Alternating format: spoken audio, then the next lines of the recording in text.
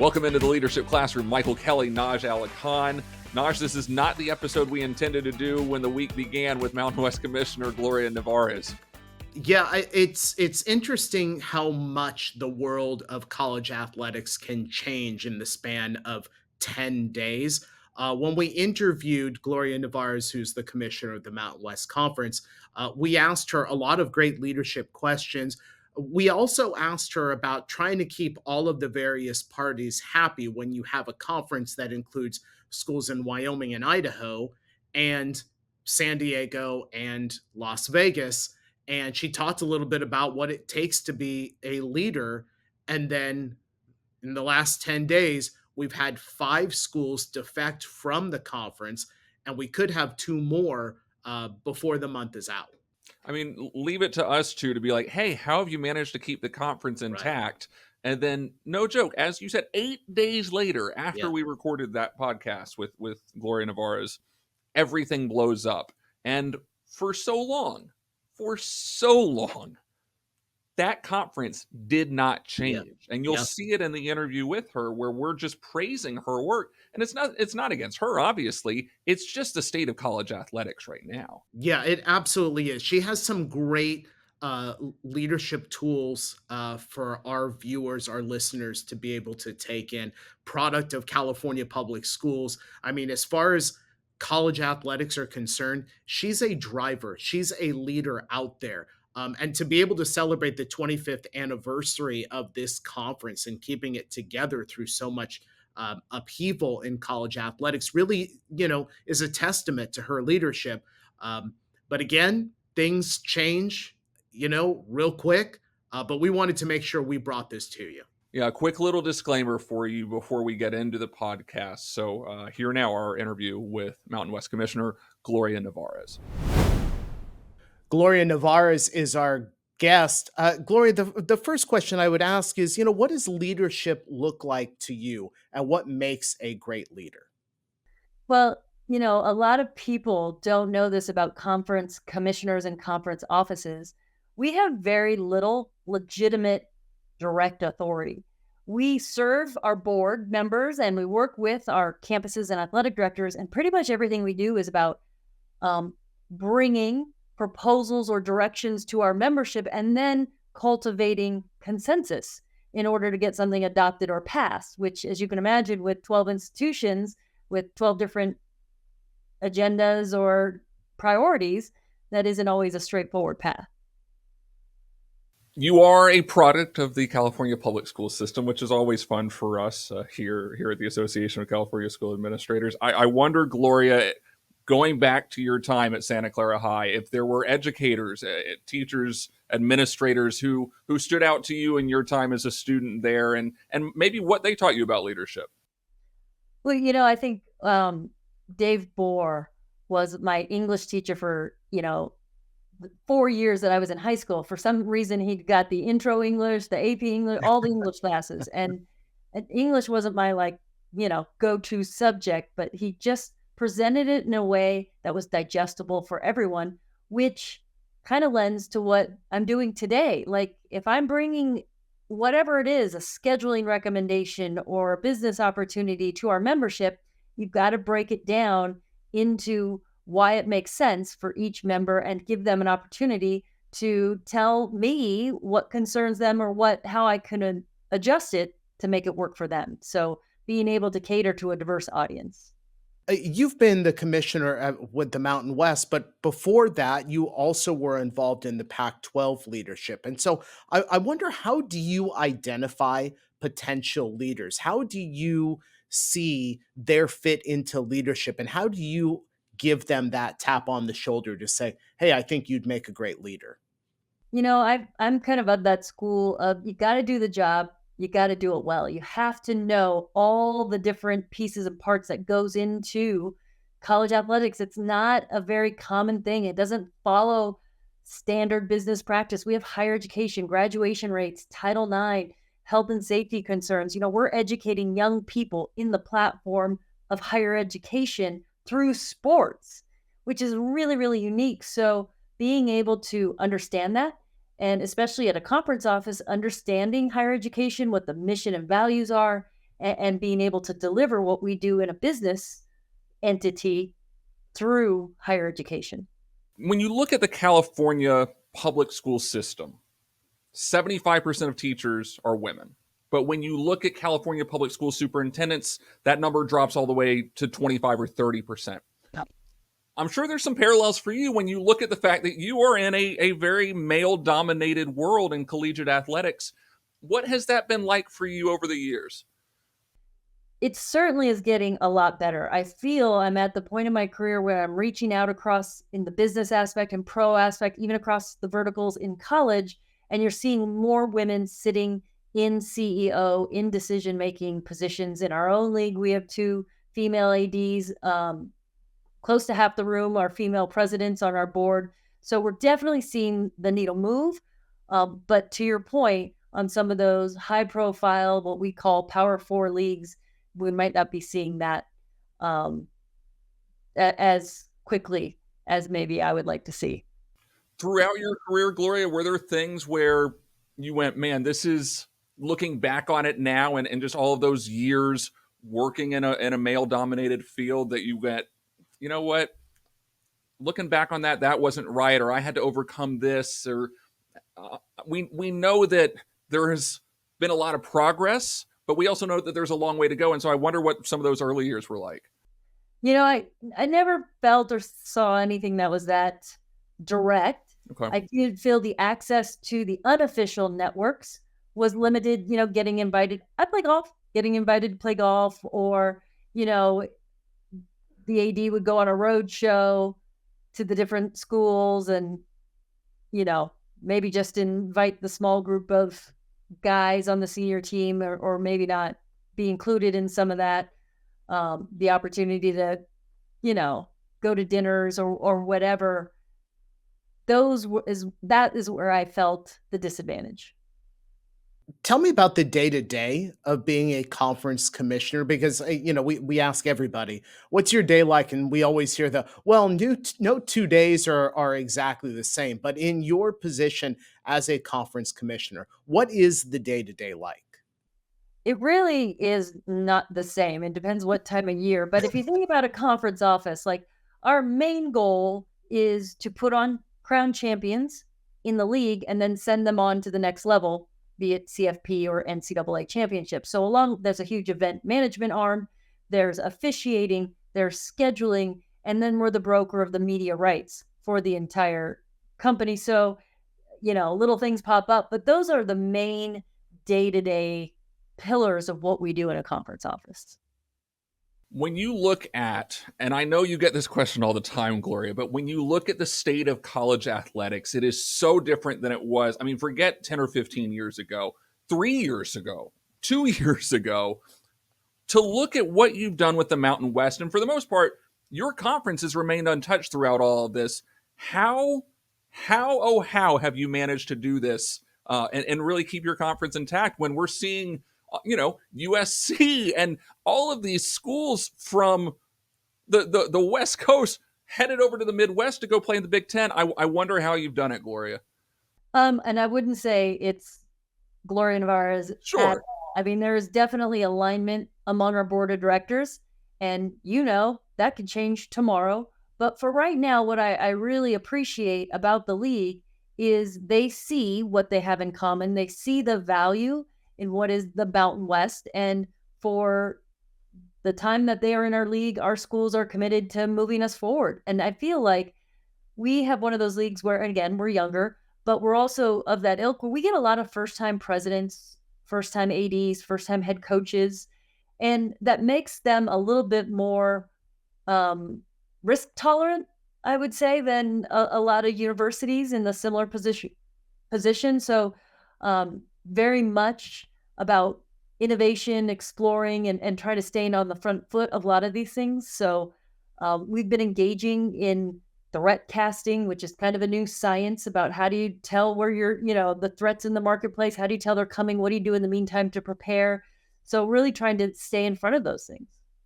Now, you mentioned right before we came on that the Mountain West is 25 years old. And as Michael just alluded to, there has not been a lot of transition in the Mountain West as all of college athletics has been transitioning.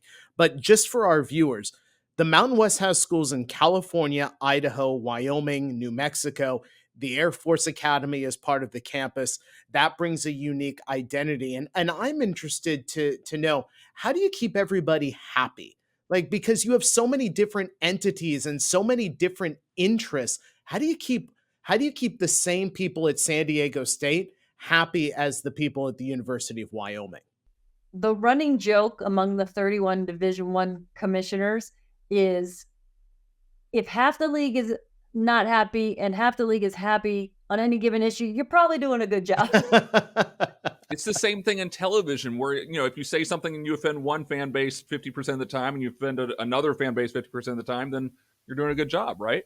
It's not about keeping everyone happy. It's about creating an environment that is supportive of all schools, but not restrictive, and not keeping your top schools from achieving everything they want to achieve, but also not leaving behind schools that might be in a rebuilding phase, or, kind of in the development phase. So trying to find that sweet spot of bringing everyone along, all boats rise with the tide type mentality. So you can't always hit that mark right in the middle. And sometimes you have to present, here are the scope of options, here's what we recommend, but really it's the membership that's going to tell us which way to go. You're the first ever Latin American woman to be the commissioner of a Division One conference. I wonder, just in general, Gloria, what that means to you, and what pride that brings for you. It was definitely a moment when I got my first leadership position at the West Coast Conference. And honestly, I had it, not being in the chair, you don't get a lot of that scrutiny as an administrator on the senior team.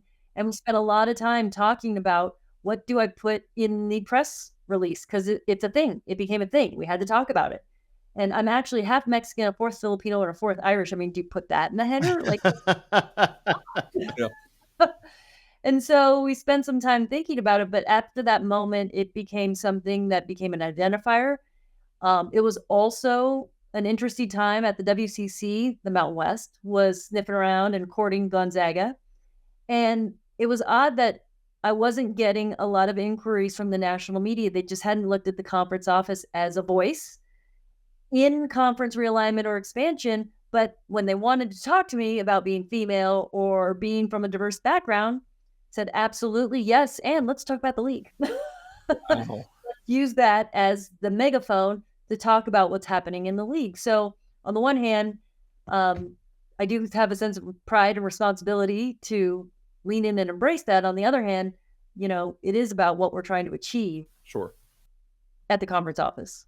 Well, now, before your current role, you mentioned the West Coast Conference. You served as commissioner of the West Coast Conference, and you launched social justice initiatives, rather. What spearheaded the creation of those initiatives? What was the strategy, and what were you hoping to accomplish? Well, all of our campuses had these robust social justice platforms. At the conference office, we don't have student athletes and coaches and facilities. So we were casting about a little bit for what should the platform be for the WCC. And our league meetings happened almost right after the George Floyd incident in Minnesota. And what I love about being in the college space is your student constituents are finding their voice. They're strong advocates. They're learning how to use their voice.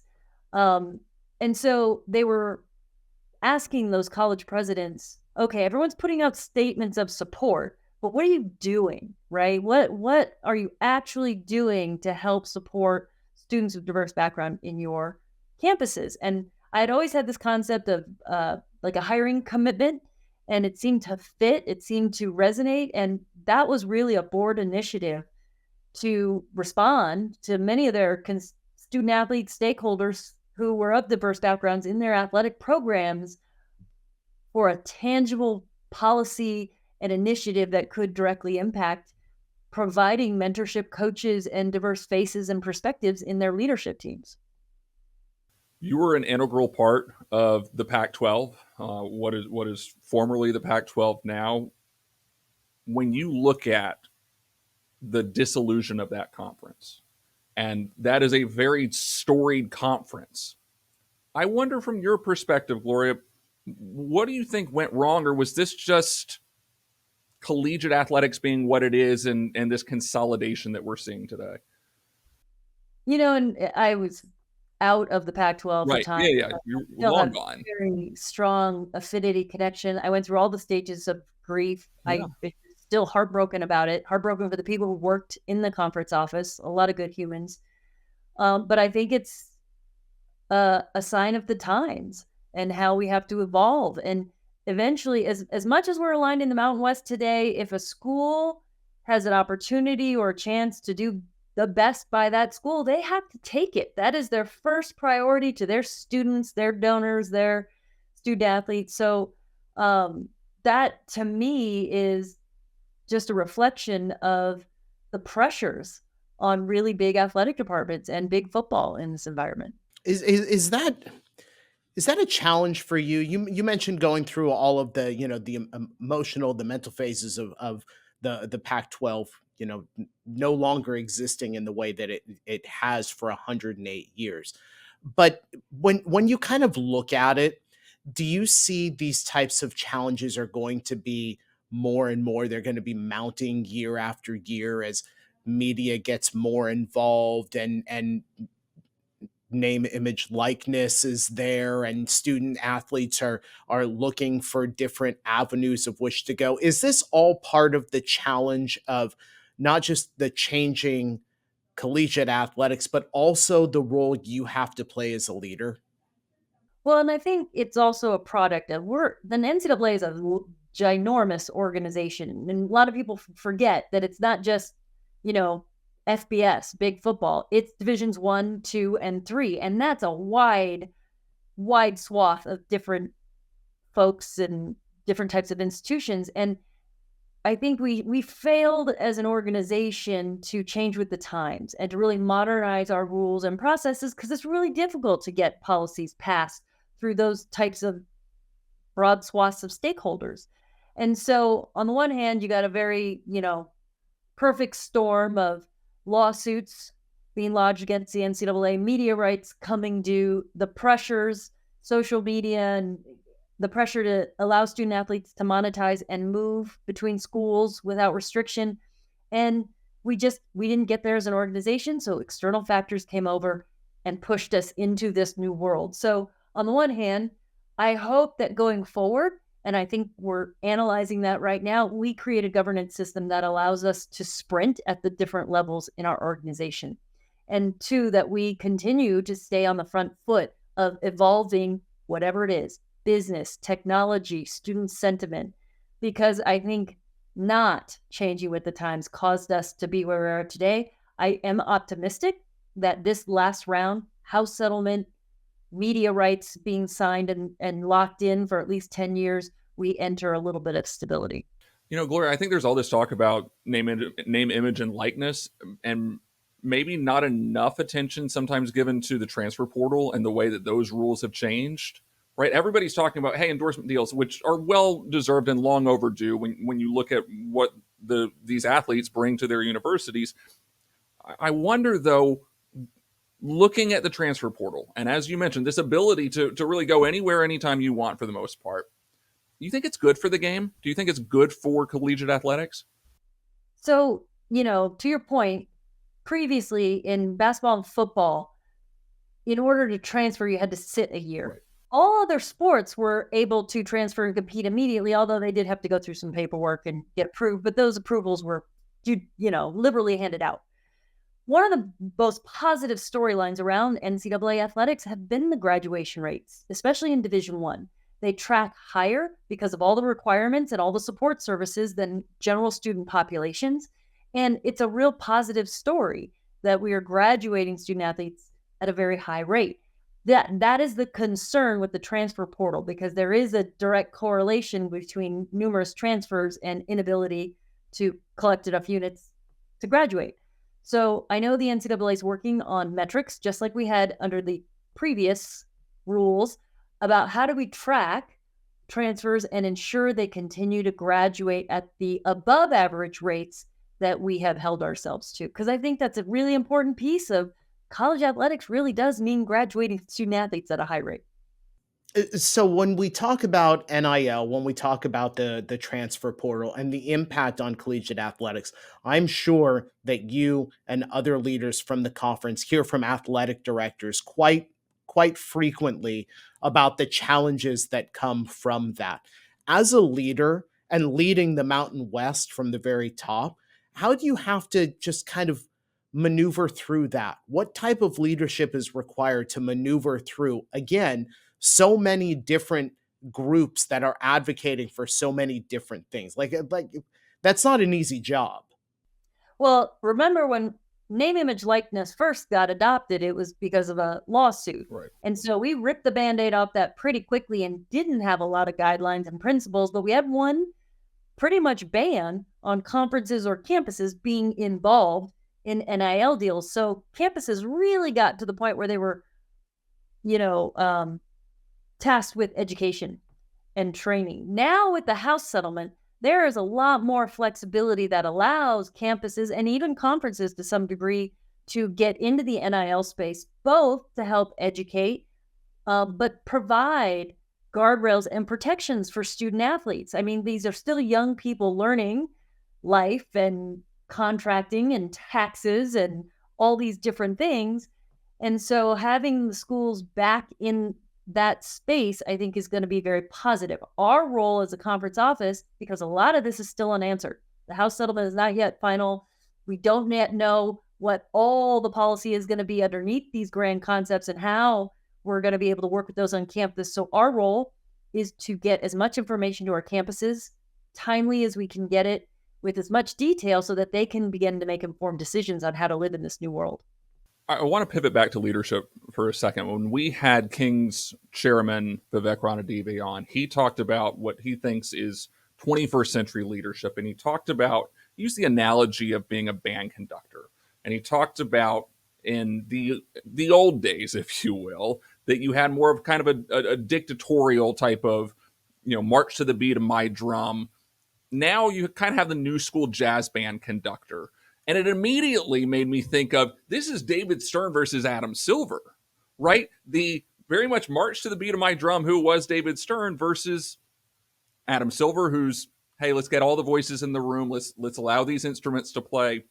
I wonder from your perspective what you think leadership looks like down the road, and if you agree with Vivek Ranadive in terms of maybe perhaps the future of 21st century leadership. I love that jazz band analogy. Isn't it great? It is so perfect. I spend more time, just as much time, developing the concept, proposal, initiative, whatever, as I do socializing it with the membership to make sure that I've vetted all the concerns or questions beforehand. Because when people get in a group, it's very hard for them to feel comfortable asking questions like, how is that going to impact me? But that is really what's going to dictate their vote at the end of the day, is how is that going to impact me and my constituents? And so being able to vet that out, bringing something that answers those, you might not get the solo this time, instrument A, because this is instrument B, but next time you will, or you'll be offset in this way, so it won't matter that you don't get the solo or something. But it is constantly trying to lever up, lever down the needs of the different members. I'm a San Diego State alum, so and you knew I was going to say that. We knew this was coming. I had to ask, and when the commissioner of my conference comes on, I feel compelled to ask, as a Division I conference commissioner, what has been the biggest highlight or thrill of your career as a commissioner, or even as a leader in any of the other endeavors that you've had, including the Pac-12 conference? What's that highlight?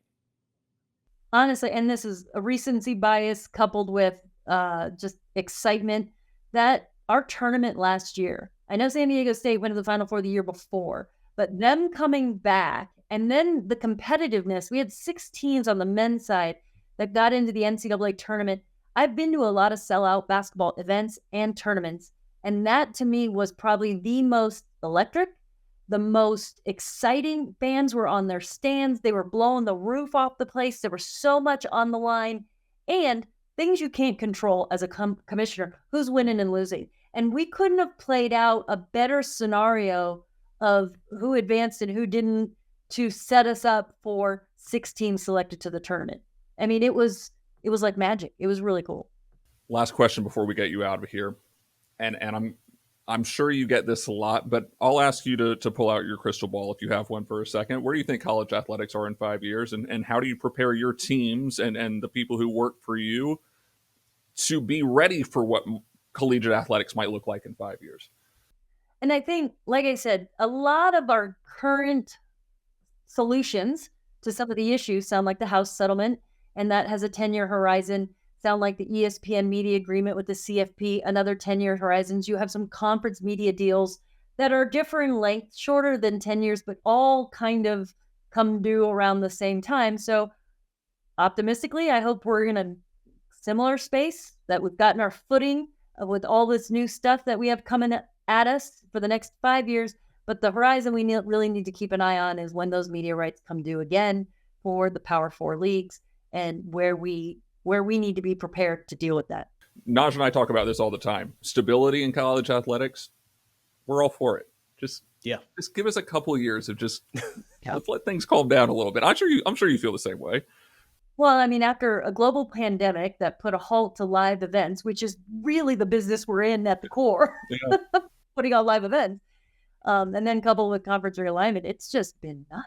Well, you are a very, very busy woman. You're so kind to spend a few minutes with us here on the ACSA Leadership Classroom. Thanks so much for the time, continued success, and we'll cross our fingers for you that things slow down a little bit.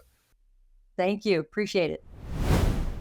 When we said that we would cross our fingers that things would slow down for Gloria Nevarez, Naj, I don't know what happened, but it didn't work because she's the busiest person in America right now. Yeah, I would agree. You know, with these 5 schools defecting from the Mountain West and now working to rebuild the Pac-12 conference, which we have so many graduates from USC and UCLA and Berkeley and Stanford, and that impact the conference that she's been leading for so many years. And she's also been associated with the Pac-12 for so much of her leadership. It's going to be interesting to see how she leads that conference through rebuilding itself while some of its other schools have left. Plus, she's got to deal with the challenge of perhaps more schools are going to leave, and perhaps that Mountain West Conference looks so much different come 2026. And now you have the Pac-12, who is not only poaching schools from the Mountain West, but now telling the Mountain West, we won't pay any fees. So there's now a lawsuit that's been filed in Northern California courts by the Pac-12 against the Mountain West. A quick statement from Gloria Nevarez in which she says, "It is my responsibility to protect the conference and always keep its best interest in mind. There has to be a consequence for these types of action. They've carried out their plan to recruit certain Mountain West schools. They want to walk back what they legally agreed to." Much more to come in this college football and college athletics saga, because saga just seems like the perfect word for this. Am I right, Naj? Yeah, the story hasn't ended. I mean, No. if you think about it, it was 3 years ago that we learned that Texas and Oklahoma were going to be moving. We saw the Pac-12 conference break up. Now they're trying to bring it back together. College athletics is changing. We're so excited that we got to speak with the commissioner of the Mountain West, because she's been a leader through so much of this in keeping her conference together. And now her leadership is going to be so much more important as the Mountain West tries to build itself back. And let's not forget, this is a woman who spent many, many years with the Pac-12 conference, Right. and talked about how devastating it was to watch that conference fall apart. It is a very unfortunate situation, but it just tells you where we are when it comes to conference realignment and people wanting to get paid their money. So certainly an interesting conversation. We'd love to have her back on down the road. Yes. After all this settles down, if nothing else, to just talk about what the chaos has been like over the last couple of weeks. That is it for us. Another episode coming your way next month. For Naj Alikhan, I'm Michael Kelly. We'll see you next time.